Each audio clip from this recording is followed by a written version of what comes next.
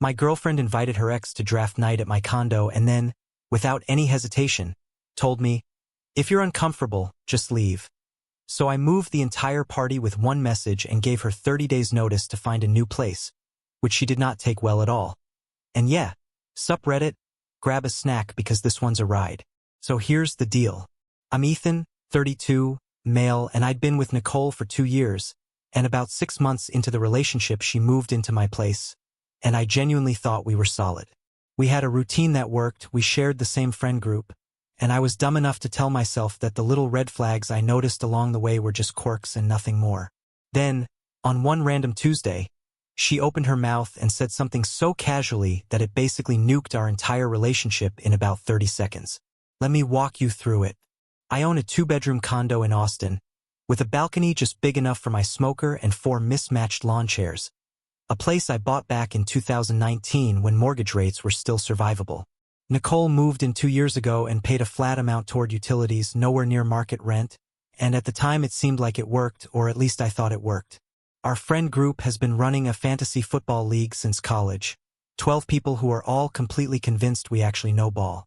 We game together online a couple nights a week, enough to justify the Discord server that's been active since 2016. The core crew is me, Drew, Tasha, Mike, Jordan, and about 6 others who rotate between being active and lurking. Drew is my neighbor, a total chaos merchant who owns a dog named Brisket. And no, that's not ironic. Tasha is our 2-time league champion and the unofficial judge of all disputes. When Nicole and I started dating, she got absorbed into the group pretty easily, popping into Discord for party planning and logistics, and everyone liked her because she was good at that. Every August, we do draft night at my place. I fire up the smoker the day before, do brisket low and slow, and guard my dry rub recipe like it's a state secret. People bring laptops, we project the draft board on the TV, and we argue about sleeper picks until midnight, good people and good food coming together for our annual tradition of thinking we know what we're doing. This year's draft night was set for Saturday, with Nicole handling invite coordination and sides while I handled the meat and the tech. On Tuesday night, I was on the couch comparing brisket prices because adulthood apparently is having opinions about beef sourcing, while Nicole was on her phone half watching some show. She said it the way someone mentions the weather, completely casual. "Oh, I invited Brandon to draft night." I stopped typing immediately because Brandon was her ex, the guy she dated for 4 years before me, the one she described in extensive detail as emotionally manipulative, obsessively jealous, and toxic enough that she'd cut off an entire friend group just to get away from him. The guy whose name used to make her physically tense, that Brandon. I looked at her and she didn't even look up. "Brandon, your ex?" I asked. "Yeah," she said, still scrolling. She told me he'd reached out a few months ago, that they'd been talking, that he was completely different now, had done a lot of personal work, apologized for everything, and that they were just friends, for a few months. She'd been in contact with him for months, and I was finding out 4 days before she wanted him sitting in my living room. I closed my laptop and asked her if she was serious, telling her she'd invited her ex-boyfriend to draft night in my condo and was only just telling me now. That's when she finally looked up, annoyed like I was being difficult about something simple, and said it wasn't a big deal, that he was just a friend, that she'd run into him last week and mentioned it, that he was into fantasy football now and it would be fine. She claimed she'd run into him at the coffee place near my office, a total coincidence, and sure, a guy she hadn't spoken to in years just happened to materialize at her specific coffee shop, and that somehow turned into a party invite, totally organic. I told her I didn't want him here, that this was my home, that I'd never met this guy, and that everything I knew about him came from her, and none of it was good. She put her phone down, and the annoyance sharpened into something colder as she said that was years ago, that people change, and that she wasn't going to uninvite him just because I was being insecure, because that would be humiliating. I told her I wasn't insecure. I was saying I didn't want her ex in my house. She stood up with her arms crossed and said he was coming, that she'd already told him, and that if I was going to be weird about it, maybe I should just go somewhere else for the night, go to Drew's, because it was only a few hours and she wasn't letting my paranoia ruin this. She told me to leave my own place so she could host her ex at a party I was throwing. And as I looked at her, I realized how messed up it was that she didn't even see the problem. I thought about the last 2 months, the late nights, her phone always face down, the vague weekend plans, and that's when it clicked. Not the full picture, because that would come later, but it was enough for me to know that whatever I thought this relationship was, it wasn't that. She was still standing there with her arms crossed, clearly waiting for me to apologize, negotiate, or do whatever she expected pushover boyfriends to do in moments like this. I didn't say anything. I just stood up, walked into the kitchen, grabbed my keys off the counter, and headed straight for the door. "Where are you going?" she called after me, and I still said nothing. I wasn't trying to be dramatic. I just genuinely had nothing left to say to her that would matter, because she had already made her position clear, and now I was about to make mine. I walked out, drove over to Drew's place, and sat on his couch for a full hour staring at the wall while he made us both iced coffee and didn't ask a single question. When he finally handed me the coffee, he sat down across from me and waited. "She invited her ex to draft night," I said at last. "Told me to leave if I didn't like it." Drew blinked. "What? Leave your own condo?" "Yep. The condo you own? That's the one." He took a moment to process it, then asked, "So what are you going to do?" I pulled out my phone, opened Discord, and typed one message in the draft night channel for everyone to see. "Draft night is moving to Drew's place. Same time. I'll bring the brisket. Nicole wants to host her ex here instead. So we're relocating. Details tomorrow." I hit send, muted notifications, and slept on Drew's couch that night. My phone blew up anyway, even muted, lighting up every few seconds on Drew's coffee table. My girlfriend invited her ex to draft night at my condo and then, without any hesitation, escalating to angry "If you're uncomfortable, and landing just squarely leave." in threatening territory. So I moved the I entire didn't party read with any one of them, message and gave her Drew 30 days glanced at my notice to phone find a a few new times, place, with with she did not eyebrows take well at climbing all. higher with every And yeah, buzz. Sup around Reddit, 1 in the morning, grab a snack because a this number one's a I didn't ride. recognize So started here's the texting. deal. I'm 3 Ethan, messages 32, in a row. Male, Drew and picked I'd up been my with phone, Nicole for 2 years, squinted at the screen, and about and 6 said, months into the "Bro, relationship she I moved think this into is my Brandon." place. Apparently And I genuinely Nicole thought had we given were him my solid. number, so We he had a could routine that coordinate worked. about We the shared party. the same friend Brandon group, was asking and I what was dumb time enough he to should tell show up myself and that whether the he little should red bring flags anything. I noticed Like we were along the buddies way were planning just a quirks cookout and together. nothing more. The Then, audacity of it on made one Drew random laugh so Tuesday, hard he woke up. she Brisket opened the her dog, mouth and said who something padded so over to casually investigate that the it noise, basically nuked our decided entire nothing relationship interesting in was about happening, 30 seconds, and flopped Let me down on walk my you feet through like it. a 70-pound I own a weighted 2-bedroom blanket. condo in Austin. "You're keeping Brisket with a tonight," balcony just big enough Drew for my said. smoker and 4 "Emotional mismatched support lawn animal. chairs. A place I Non-negotiable." bought back in I didn't 2019 argue. when mortgage The dog rates was were still warm survivable. and, importantly, Nicole moved in 2 didn't years have ago opinions and paid a about flat my amount toward relationship. utilities. The Nowhere next near morning market was rent, going to be and interesting. at the time it seemed Drew like it woke worked, me up or at at least I thought it 6:45 worked, by dropping Our his friend phone group onto has my been running chest a and fantasy saying, football league "Bro, since college. check the server." 12 people who are Discord all had completely exploded convinced we overnight. actually know ball. With 47 we gamed new together messages online in a a couple couple nights nights a channel week. alone. Enough I to scrolled justify through the and saw Discord that Drew server had that's been posted active around since 11:45 the 2016. night before. The core crew is My me, place is locked Drew, in. Tasha, Smoker Mike, transport Jordan, happening and about tomorrow. 6 others who This rotate is not between a drill. being active and lurking. Then Tasha jumped Drew is in. my neighbor. Wait, A the total Brandon, chaos merchant the one who owns from a the dog horror named stories? Brisket. Why And would no, she invite him that's to not anything? ironic. Mike Tasha added, is our two-time "I'm league getting champion popcorn, and the this unofficial is judge better of than all the actual disputes. draft." When Nicole rest and of I the started messages dating, were people she got confirming absorbed they'd be into at Drew Drew's, pretty easily. Jordan confirming Popping he was into still Discord bringing for the party case planning and and logistics, and someone starting and a everyone poll liked her asking because she whether was good Brandon at should that. be auto-drafted Every to August, everyone's we do worst draft roster night as at my punishment place. for existing. I fire up 12 the smoker votes the for day yes before, appeared within do an brisket hour. low and slow, Then the real chaos and guard my started. dry rub recipe Nicole like had it's a seen my state message secret. around midnight People bring and immediately laptops, started we project posting the in the draft general board on the channel, TV, which was a and we tactical argue error about because sleeper that channel picks has until more midnight, lurkers and she good was never people going to and win good a food coming popularity together contest for our with this annual crowd. tradition of She thinking we know posted what we're 4 doing. messages This in year's rapid draft night succession. was set for Saturday. First, that with there Nicole must be a handling misunderstanding. invite coordination, and Second, second, that she never told anyone to leave. On Tuesday night, I was on the couch comparing brisket prices because adulthood apparently is that having whole opinions situation about was beef unfair, sourcing, and I was while blowing Nicole things was out on of her phone proportion. half watching some show. Fourth, asking She if said we it could the way please someone talk about mentions this the like weather, adults because it was completely embarrassing. casual.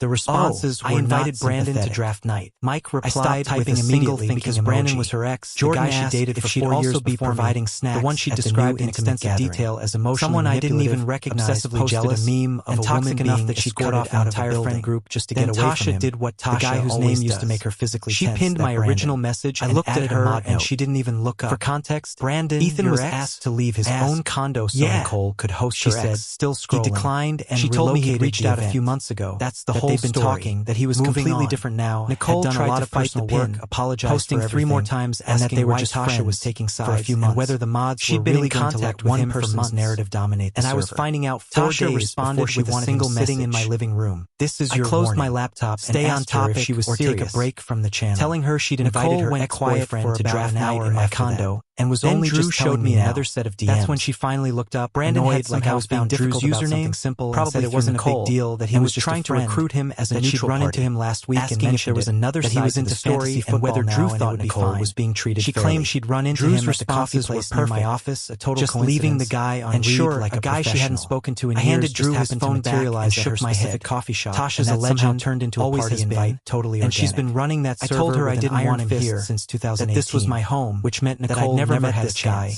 And Drew was already in the kitchen making more coffee, and none of it was good. Also, your girlfriend tried to DM me at 2 in the annoyance sharpened into something colder, to be reasonable, as she said that was years ago, to move the party people back. Change, and I left and her that she wasn't going to uninvite him just because I was she and Brandon could at least come to my place for the draft. I told her I wasn't insecure. Read too. I was saying I didn't want her ex in my house. I drove back to my condo around 8. She stood up with her arms crossed, and Nicole was waiting. He was coming, clearly awake. She'd already told him, pacing with her phone, and that if I was going to be weird about it, the moment I walked in, maybe I should just go somewhere else for the night, go to Drew's, because it was only a few hours. The body language of someone who just wants to work things out. She told me to leave my own place so she could host her last night got out of hand, and she didn't mean for any of this to happen. And as I looked at her, and this was the Nicole I realized how messed up it was, that she didn't even reasonable see the girlfriend who just thought about the last 2 months, everyone to get along, the late nights, but I told her there was nothing to talk about. That draft night was at Drew's, and she could do whatever she wanted at the condo on Saturday. Not the full picture, and her face that would come later. Something hard enough for me to know that whatever I thought this relationship girlfriend mode, and said she understood I was still standing there with her arms crossed. She was trying to be mature, clearly waiting for me to apologize, who made it public, negotiate, humiliated her, or do whatever she expected push over her boyfriends to do in moments like this. And when I said I didn't say anything, she might be more comfortable somewhere else, she snapped that it wasn't the same thing.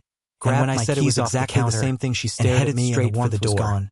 Where are you going? That if I wanted to make this a whole thing, then fine. And I still said nothing. But she lived here too, and I wasn't trying to be dramatic. I told her I wasn't kicking her out. I just genuinely had nothing left to say to her. That she was welcome to stay, and Brandon because she had already made her position clear. Place to. And now I was about to make mine. They had a wonderful evening. I walked out, and I drove over to Drew's bedroom to grab clean clothes, sat on his couch behind me. I heard her voice shift again as she got on the phone, while he made us both iced coffee, already pivoting to the next play, a single question, asking Amber to come over because I was being completely unreasonable. He sat down across and she didn't feel safe and waited. Lining up she invited her ex playing the draft to someone who'd believe her. I said at last. The two-faced thing told me to leave if I didn't like it. And I grabbed my stuff and headed back to Drew's. What? Because whatever leave your own was about to happen with Amber wasn't going to involve the condo you own. Saturday arrived and it was draft night at Drew's. He took a moment to process it. Later I heard what happened at my condo.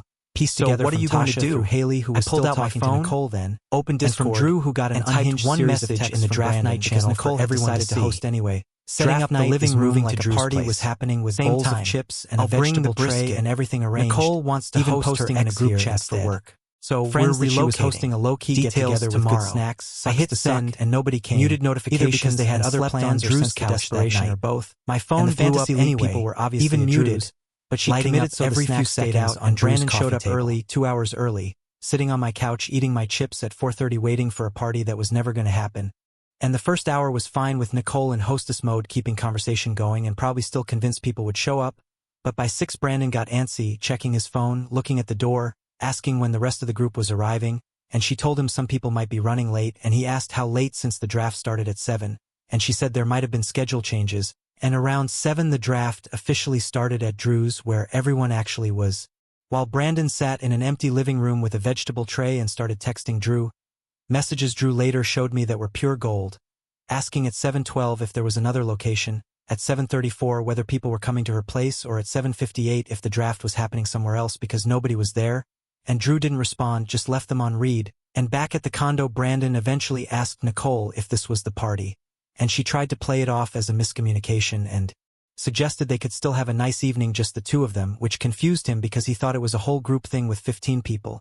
And when she said plans changed and he asked change to what and pointed out it was just them eating chips, she asked if that was a problem, and apparently it was, because he spent the next hour on his phone getting more awkward while she tried to salvage the vibe with music, a movie, small talk about his crypto portfolio that went exactly how conversations about crypto portfolios usually go. And around 8:30 he said he had to leave because something came up with his roommate, very urgent, and she walked him to the door, and according to Haley the goodbye was painfully brief. And after that Nicole sat alone in the condo surrounded by untouched snacks while her phone stayed silent. The party she hijacked happening without her and the ex she chose over her boyfriend bailing after 4 hours of awkward silence. The social media post about her fun night in that she drafted never got published, and meanwhile, at Drew's apartment, there was absolute chaos in the best possible way, with 14 people packed into his living room, laptops everywhere, cords running in every direction, and someone had brought a power strip that immediately became the most valuable object in the room. The draft board projected on Drew's TV, while Jordan's queso dip was getting demolished and Tasha was dominating the draft with surgical precision as everyone else scrambled, and I manned the brisket, which had transported mostly beautifully in Drew's cooler except the lid popped open during the drive and one of the end pieces slid onto the floor of my car. And Drew's dog Brisket considered this a personal gift and ate it before I could react. And I wasn't even mad because that dog had earned it. And the vibe was good, better than good, with people relaxed, laughing, roasting each other's draft picks in real time.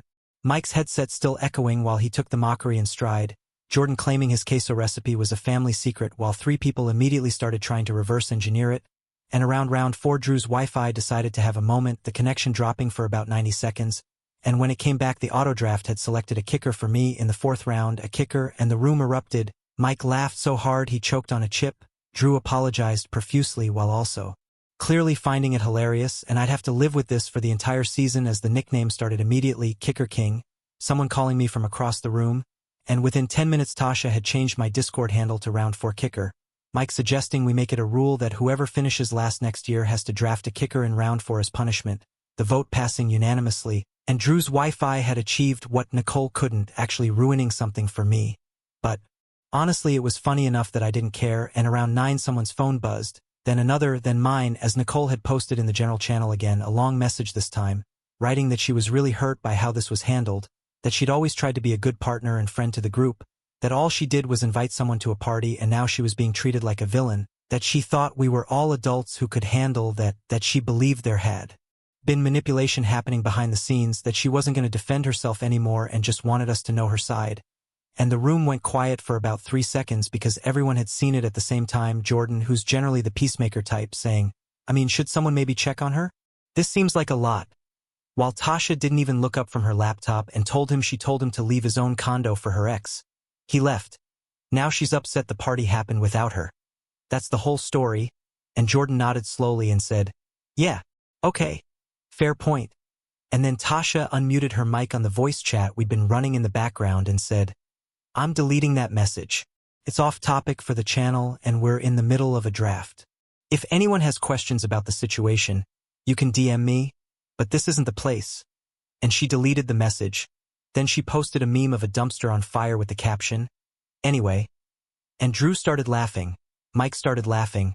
The tension evaporated instantly, and within 30 seconds we were back to arguing about whether to draft a backup quarterback early. And later that night Tasha told me Nicole had tried to DM her directly asking for temporary mod access to post a clarification. That wouldn't get deleted, and Tasha's response was 4 words, "No, go touch grass."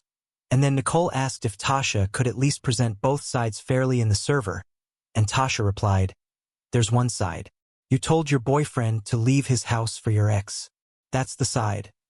And Nicole left the server that night, no announcement, no goodbye, just gone, her username vanishing from the member list while we were in the middle of round 6 of the draft, Mike noticing first and announcing it to the room, someone starting a slow clap that was only partially ironic, and the week after draft night I gave Nicole the notice, having talked to a lawyer, a quick consultation, $200, and in Texas she was a month-to-month tenant at will with 30 days written notice and no reason required.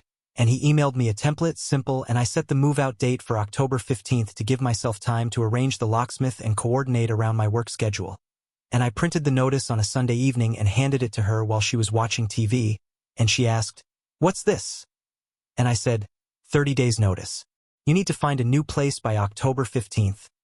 And she read it as her face cycled through confusion, disbelief, fear, then landed on cold, and she said, "You're really doing this?"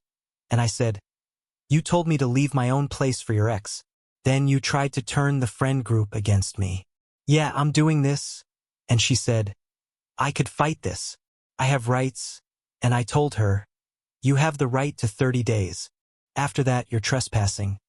And she went quiet, looking for an angle, then tried the wounded act saying she couldn't believe I was doing this to her.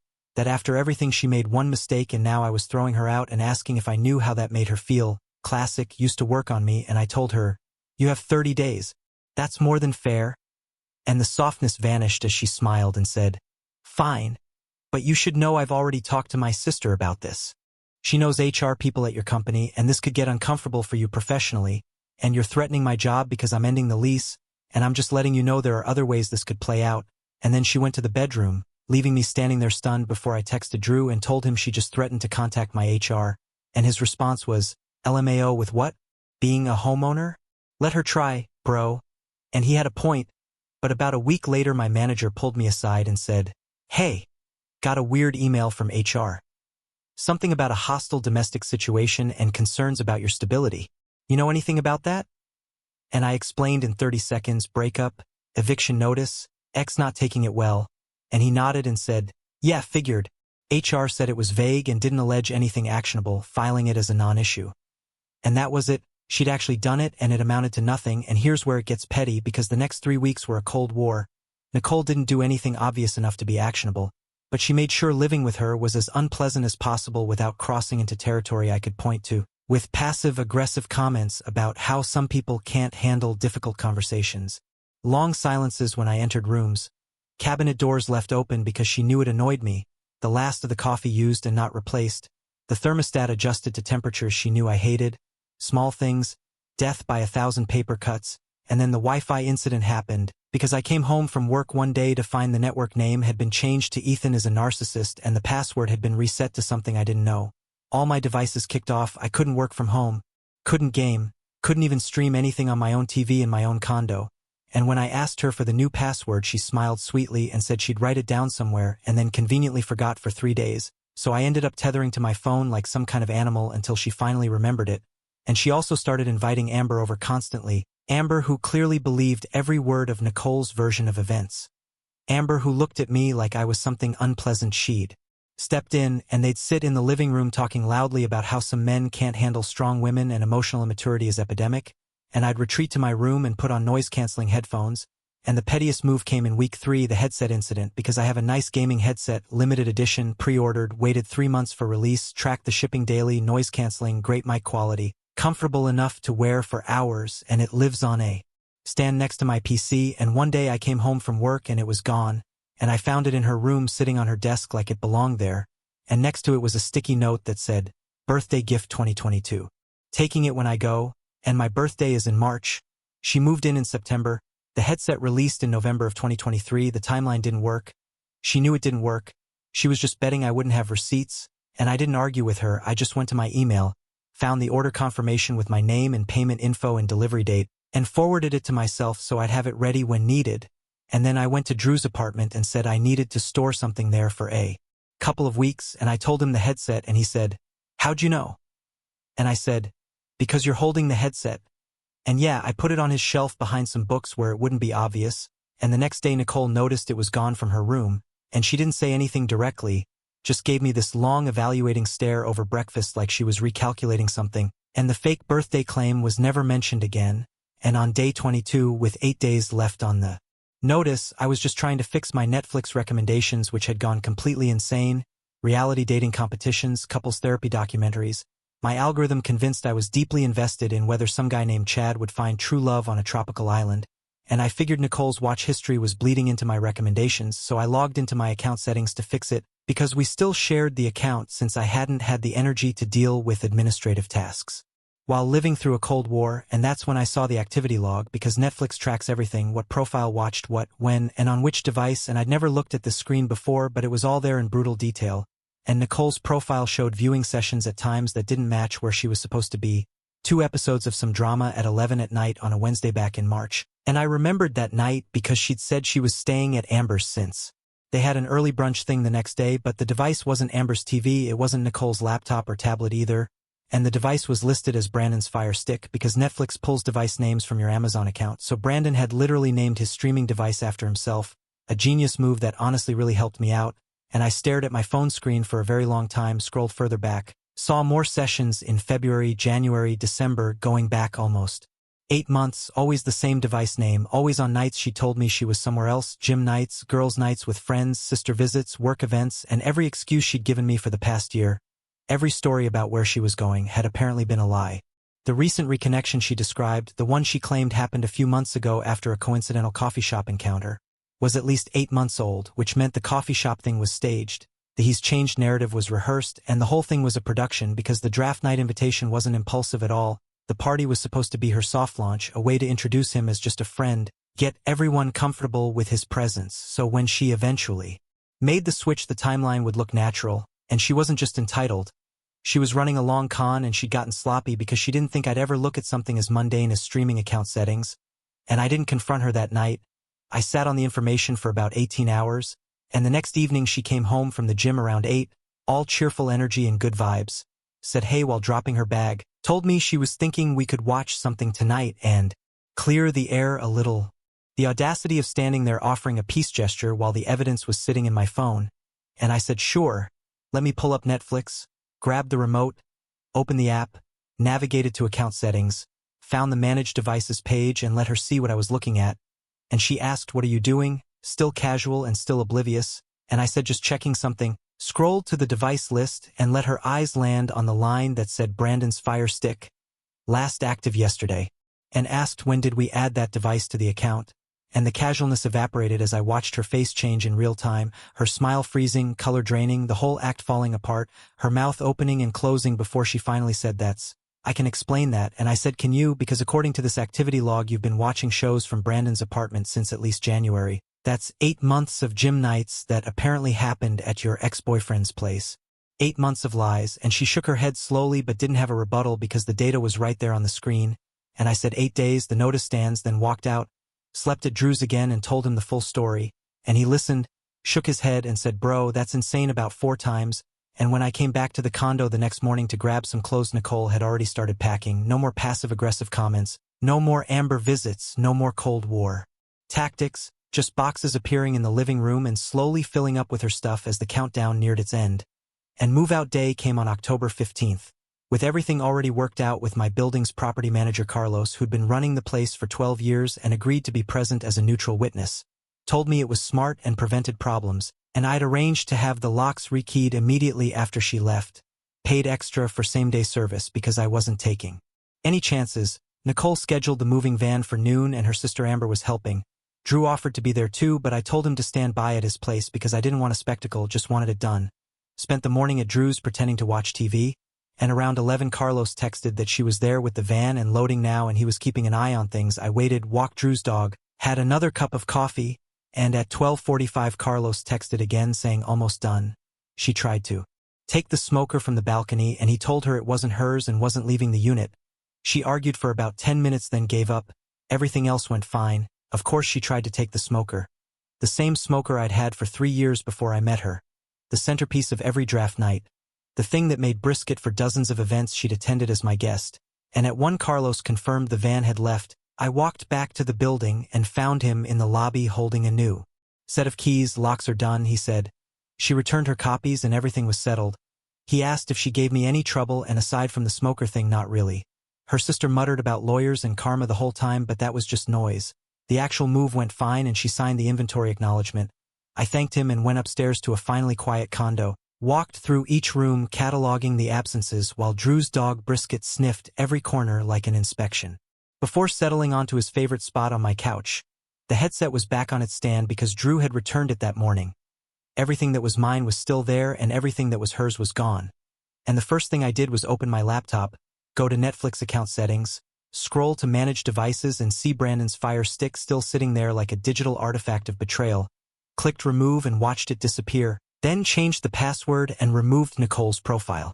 Entirely, 2 years of watch history, her algorithm, her recommendations wiped, and she'd find out the next time she tried to log in from wherever she was staying, probably Brandon's place, probably that night, and about an hour later my phone buzzed with a message from Nicole asking if I seriously kicked her off Netflix. And I replied subscriptions in my name, should have thought about that before moving to your boyfriend's apartment, and she didn't respond because some conversations just end themselves.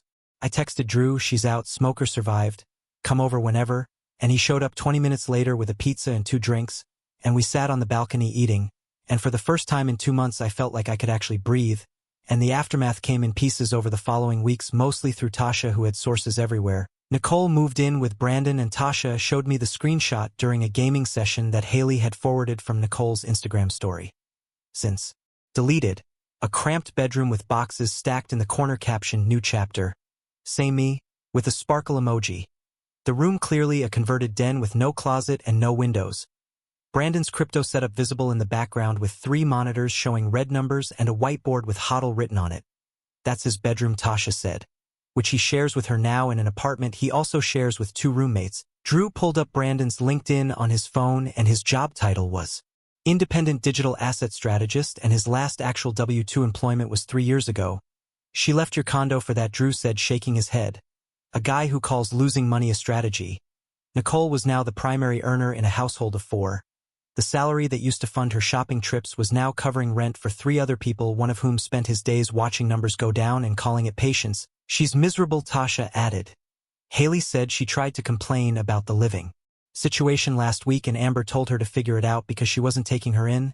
Amber, Nicole's own sister, the one who'd been ready to go to war, turned out she was furious at her. Amber had spent weeks defending her, calling me a monster, only to find out later about the 8 months of lies and the Netflix receipts. They weren't speaking. First Saturday of November I threw the real party, not draft night. This was the victory lap, my place, my rules. I called it the relaunch and posted the details in Discord at everyone. Relaunch party at my place. Saturday the 2nd starting at 2. Brisket games. Fantasy standings review.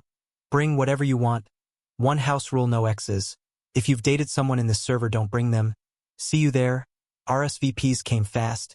Drew said he'd be there at 1 to help, and that Brisket the dog was also coming. He added to keep Brisket the meat away from Brisket the dog. Tasha replied, finally Drew's Wi-Fi was criminal. Jordan announced queso round 2. Incoming 14 confirmations, my condo, my people. The party was everything draft night should have been. Low-key, comfortable, familiar. Drew helped set up. Tasha brought a soundbar. Jordan's queso was somehow even better. Mike's headset finally worked, and everyone gave him a standing ovation that was about 40% sarcastic. The brisket was perfect. 14 hours in the smoker, bark so good people were fighting over the end pieces. Late in the evening Drew raised his drink. To the man who knows when to relocate a party and when to relocate a whole relationship, everyone laughed, Tasha added, and to the brisket, the real MVP. Later, when most people had left and it was just me, Drew, and Tasha cleaning up, she mentioned something. Nicole tried to start a new Discord server, invited some of the fringe people, called it a fresh start community. How'd that go? 3 members, her, Amber and Brandon, except Amber left after a week because they're still fighting, so now it's just Nicole and Brandon posting memes to each other in a dead server. I nodded and threw another handful of paper plates into a trash bag. The whole thing was finally over. Guys, we are so close to hit 100,000 subscribers on this channel. If you are not subscribed to the channel, please consider subscribing. It really helps hit that 100,000 mark. Thanks for making this dream come